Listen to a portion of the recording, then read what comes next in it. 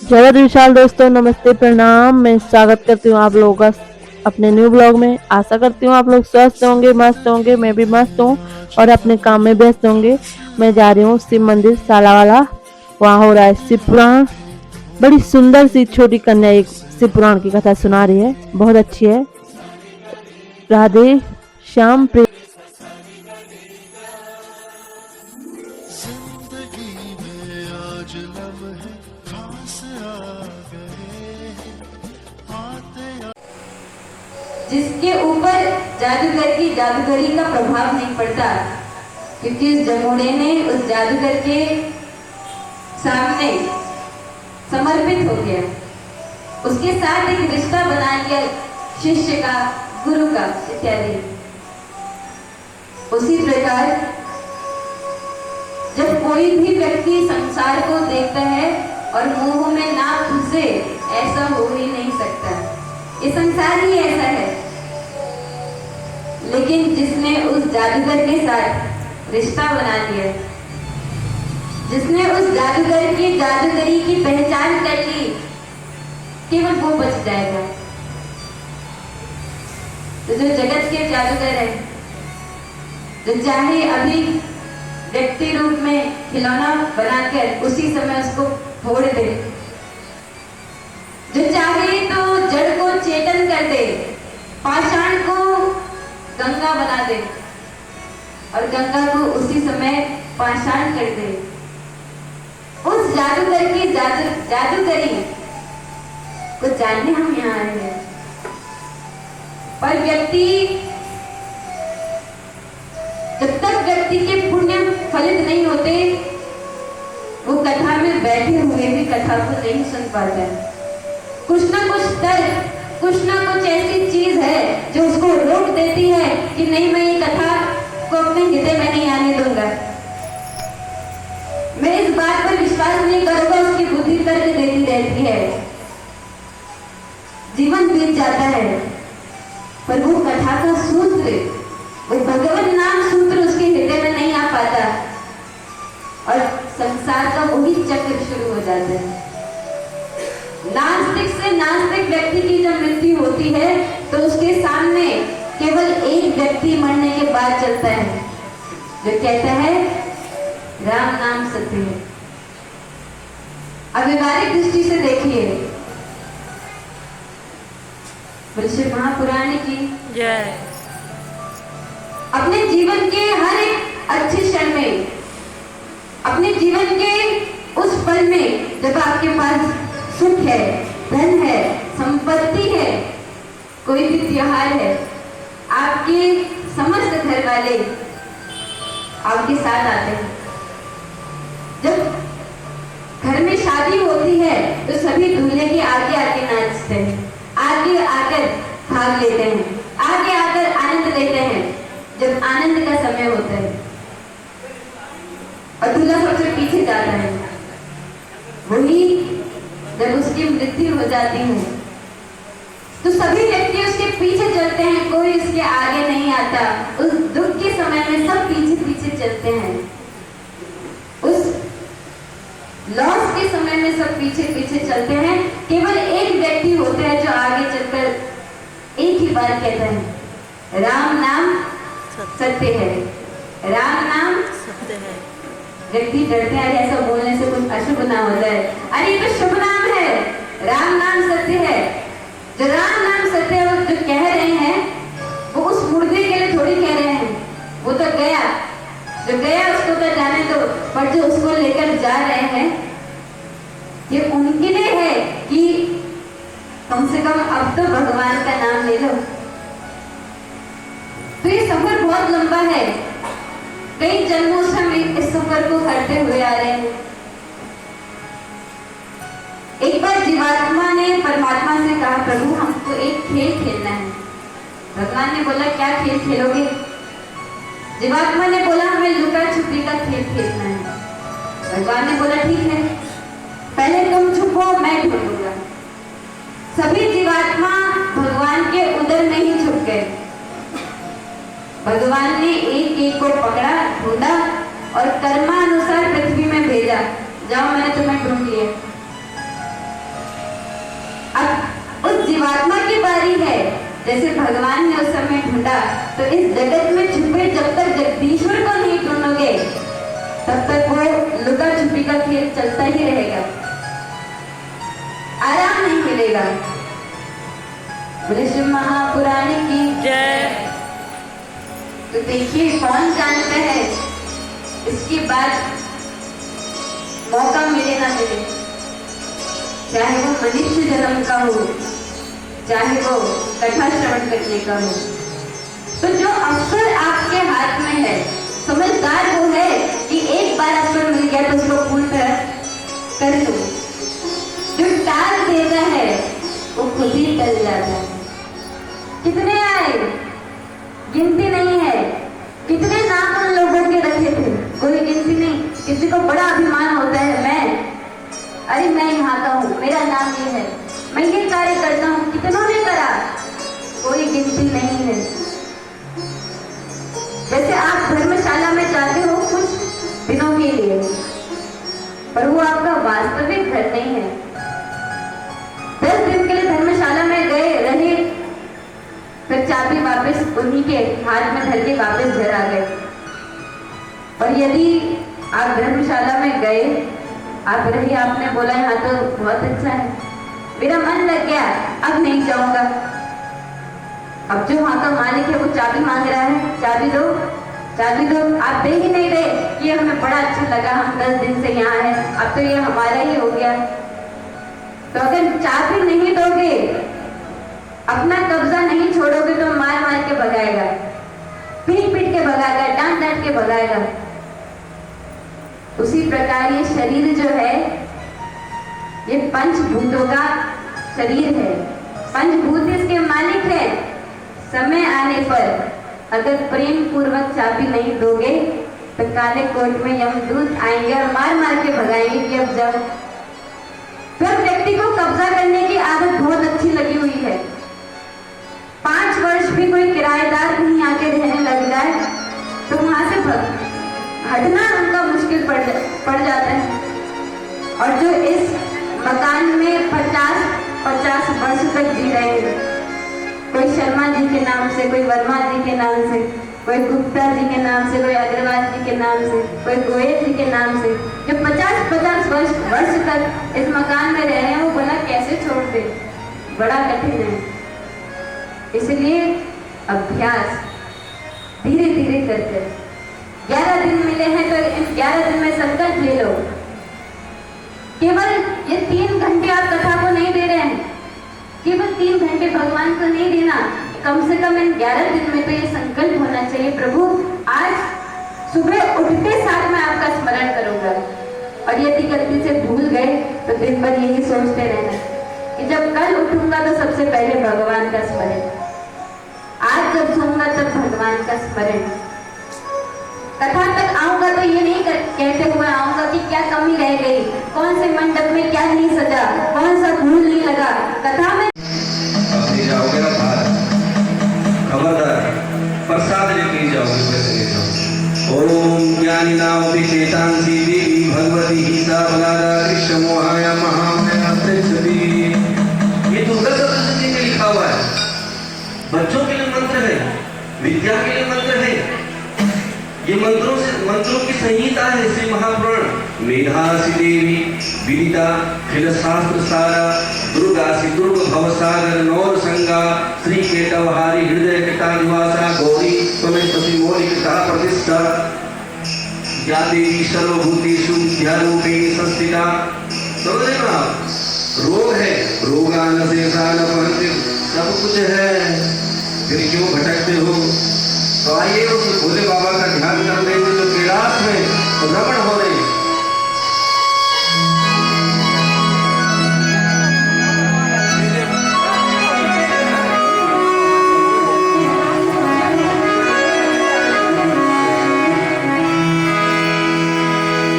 कैलाश मारे बाबा शंभु भोले, कैलाश मारे बाबा शंभु भोले, संग विराज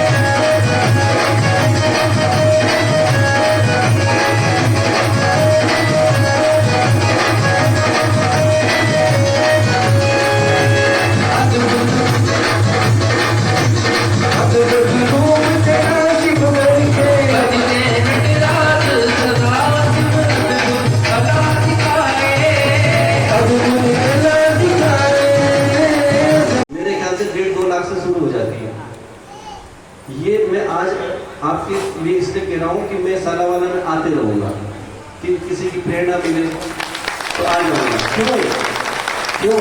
एक कारण है, स्वार्थ तो है, देखो स्वार्थ तो है, लेकिन एक स्वार्थ उससे भी बड़ा है, धन से भी बड़ा एक स्वार्थ है कि हम अपने जीवन का सदुपयोग तो कर रहे हैं, समय गुजर रहा है, हम कथाओं में तो बैठे कथा तो कर रहे हैं, ईमानदारी से कथा कर रहे हैं, जो है वो आता है, जो आपको बता रहे हैं। बहुत ज्ञानी बनने की आवश्यकता भी नहीं है इस समय, ज्ञान सबको है, बस एक समर्पण होने की आवश्यकता है, समर्पित होने की आवश्यकता है, थोड़ा झुकने की आवश्यकता हुई। तो इसलिए आप अभी कथाएं बहुत अच्छी है, मैं इसलिए बीच बीच में कह रहा हूँ कि मुझे कहा गया है आयोजकों ने बीच बीच में आप बताते भी रहे कब क्या होना है। 2 दिन से बालक तो पसंद है। कुछ लोग कहते हैं जब हम गांव जाते हैं गढ़वाल की साइड कथा करने पितरी भागवत, जाते साथ कहते हैं पंडित जी आपका तो व्रत होगा ना। हम मन में सोचते हैं कि भगवान हमने क्या पाप किया जो हम व्रत रखेंगे। अरे व्रत तो तुम रखोगे, कथा तो तुम करवा रहे हो, पुण्य तो तुमने कमाना है, पितृ तो तुम्हारे कारण होंगे, हम तो माध्यम हैं। हम अग्नि के मुख में अग्नि में माता को भोग लगा दो, छोटी कन्या है ज्यादा कुछ नहीं लिखे तो छोटी कन्या को भोग लगा दो, देवी का स्वरूप है। आप किसी को भी पकड़ के थोड़ा भोग लगा सकते हो, क्या आप ब्राह्मण को ही लगाते हो तो इसको खूब खिलाओ। कुछ लोगों की आदत है जब पंडित जी को भोजन करवाते हैं घर में तो पहले ही 6 रोटी रख देते हैं, और अभी शुरू भी नहीं करिए, बोले पंडित जी और 9। अरे शुरू तो करने दो महाराज, शुरू तो करने दो। ये शिव प्राण में यही है, कैसे आपको भोजन करवाना है, किस प्रकार का व्यंजन करवाना है, क्या भोजन करने से क्या लाभ मिलेगा। शनिवार को तिल के लड्डू खिलाओ, रविवार को खीर खिलाओ, अलग अलग व्यंजन है, गुड़ का व्यंजन है, चना का भोग है, खीर का भोग है, कई प्रकार के व्यंजन है। वो तो आपकी वो है, आपकी दक्षता है कि आप किस हिसाब से किसी को खुश करो भोजन में।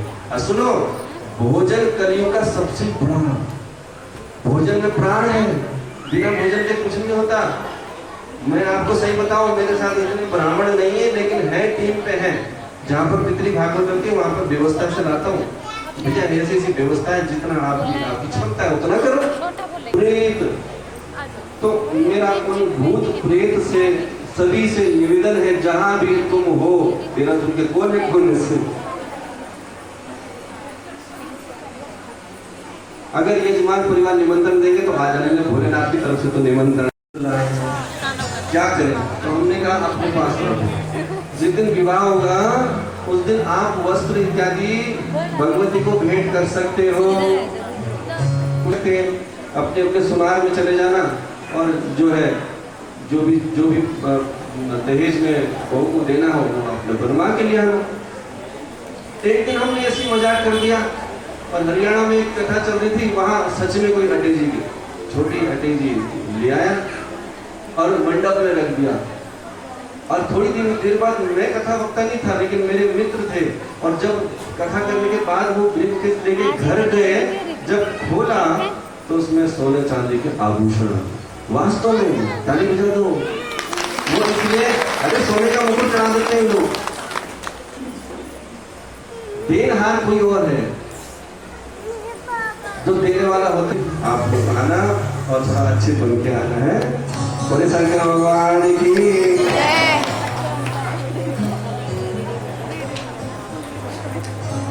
बोले शिव महापुराण की जय। कहाँ कथा रुकी थी बताइए, थोड़ा जोर से। नहीं समझ आ रही। नारद जी की शादी सूरत बदल दी थी।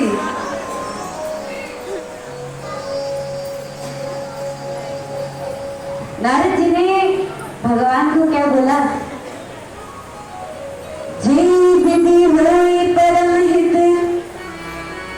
नारद सुनहु तुम्हारे, सोई हम करहु नाम कुछो, भजन विशाल। तुम्हारा कल्याण हो जाए, मैं वो उपाय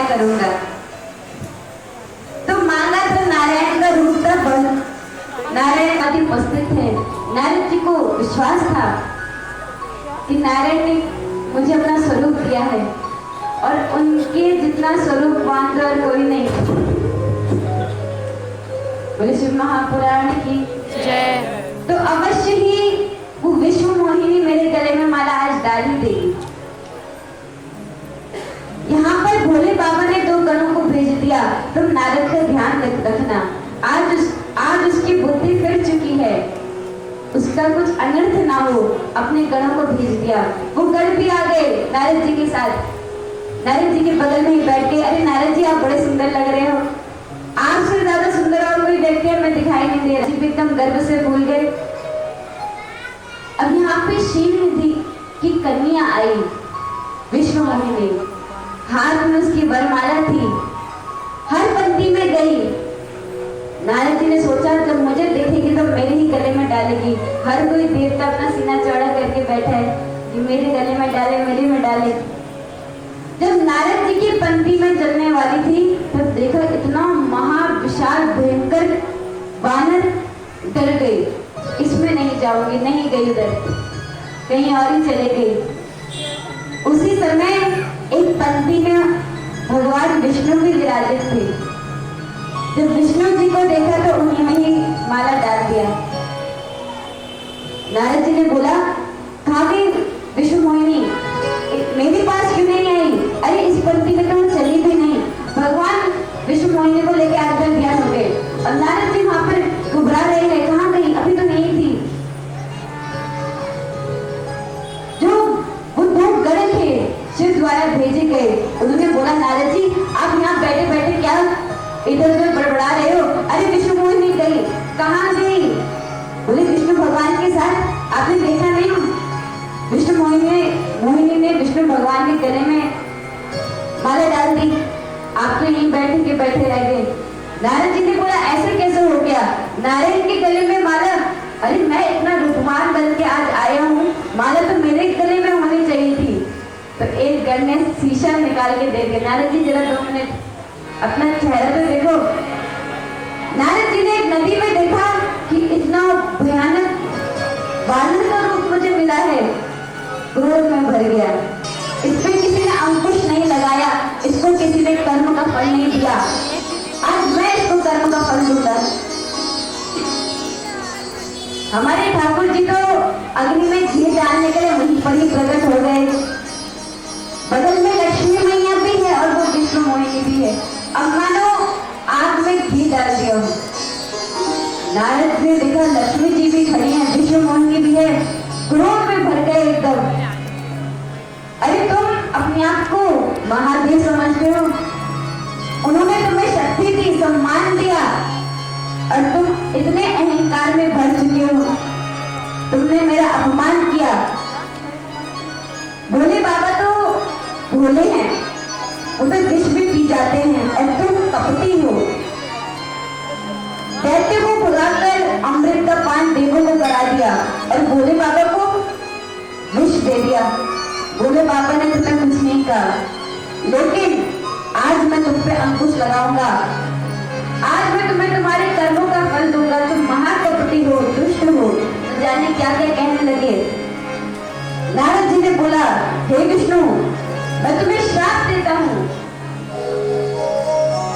कि जो राजा का रूप धारण करके तुम उस स्वयंवर में आए थे, उसी राजा के रूप में तुम्हें मनुष्य जन्म में जन्म लेना पड़ेगा। तुमने मुझे वानर का स्वरूप दिया तो वानर ही तुम्हारी रक्षा करेंगे। तुम्हारे ही कारण मेरा विष्णु मोहिनी से वियोग हो गया, तो तुम्हें भी अपने पत्नी से दूर होना पड़ेगा, उसका वियोग सहना पड़ेगा। और जब ऐसा श्राप दे दिया तब भोले बाबा ने वो माया हटा दी, नारद जी के ऊपर से उस माया का प्रभाव शून्य कर दिया। अब तो नारद जी रोने लगे, अरे प्रभु मैंने ये क्या कह दिया, मैंने आपको न जाने कितनी गाली दे दी, आपको श्राप तक दे दिया, भगवान करे मेरा वो श्राप विफल हो जाए, हाय हाय मैंने क्या कह दिया। ठाकुर जी ने बोला, नारद तुम क्रोधित मत हो, ये भोले बाबा की ही कृपा है और मेरे मुझे श्राप दिया है तो मैं इसको ग्रहण क्यों ना करूं। मैं अवश्य एक राजकुमार के रूप में जन्म लूंगा। नारद जी ने बोला कि मुझे भोले बाबा की माया कैसे व्यामोहित करी। हे प्रभु, मैं क्या करूं, अपने पापों का निवारण कैसे करूं। तब नारायण ने बोला, नारद तुम एक काम करो, तुम प्रत्येक क्षण भोले बाबा के नाम का उच्चारण करो, अपने सर में जटा जूट बांध लो, अपने शरीर में रुद्राक्ष पहन लो, भस्म से अपने शरीर को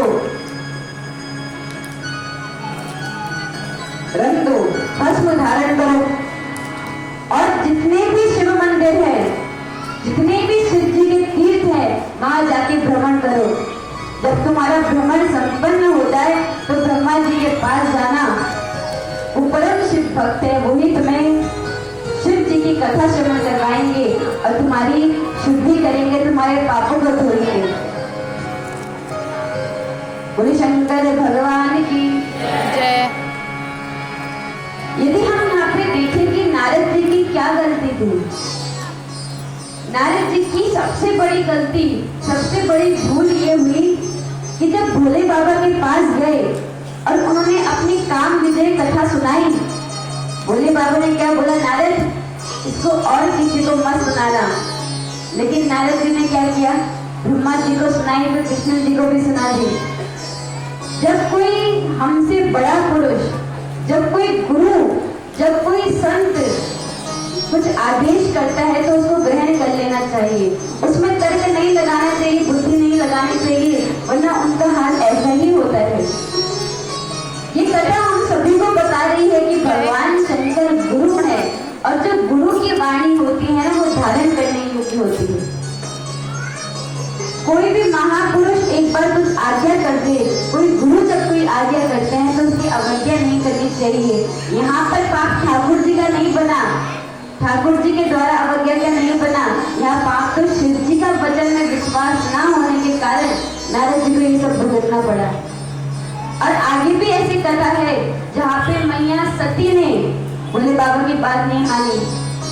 भोले बाबा कह रहे हैं, देवी ये जो आगे तुम ये राजकुमार युद्ध करते हुए देख रही हो ना, अरे ये मेरे प्रभु ईश्वर है, इनको प्रणाम करो।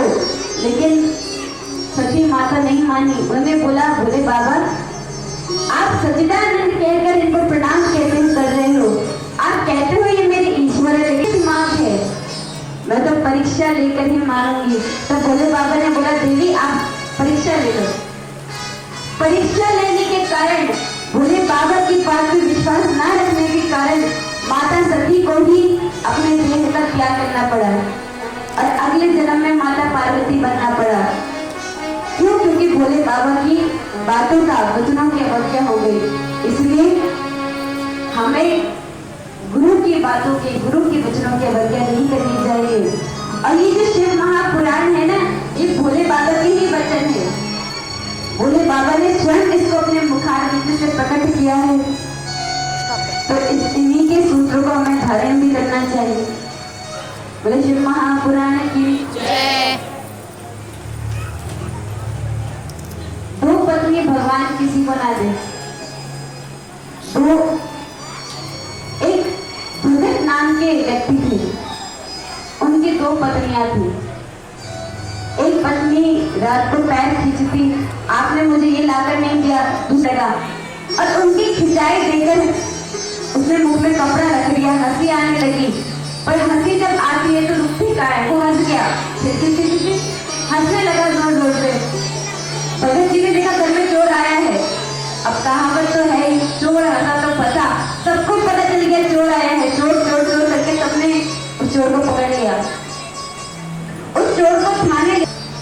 चोर ने बोला, आज मुझे कोई भी दंड देना, लेकिन दो पत्नी किसी को मत देना, क्योंकि दो पत्नी होगी तो खिंचाई होगी और हमारी तो 10-10 पत्नियां हैं। 5 ज्ञान इंद्रिया, 5 कर्म इंद्रिया, ये हर कोई हमें आकर्षित करती है। आंख कहती है कोई अच्छा दृश्य देखो, हाथ चाहता है कुछ अच्छा स्पर्श हो, जिह्वा चाहती है कुछ अच्छा भोजन मिले, कुछ अच्छा स्वाद मिले। पैर कहीं अच्छी जगह जाना चाहते हैं तो उसकी कितनी खिंचाई होगी। प्रहलाद जी अपनी दुर्दशा बता रहे हैं कि एक मानव कैसे जीता है जैसे उसकी कई पत्नियां हो। व्यक्ति जब भोजन करे, भोजन शरीर के लिए आवश्यक है, भोजन जीवन के लिए आवश्यक है, लेकिन जीवन भोजन के लिए नहीं है। इसलिए उपवास रखा जाता है, अपनी तृष्णा को शांत किया जाता है। जो संत होते हैं वो 20-21 वर्ष साधारण भोजन खाकर ही जीवन निकालते हैं, क्यों? ताकि अपनी तृष्णा में नियंत्रण रख सके। आइए हम भी भजन के माध्यम से भगवान से विनती करें कि जन्मों जन्मों से जो हमारी तृष्णाओं को आदत हो गई है, इंद्रियों को आदत हो गई है भोग करने की, अब वो भोग ना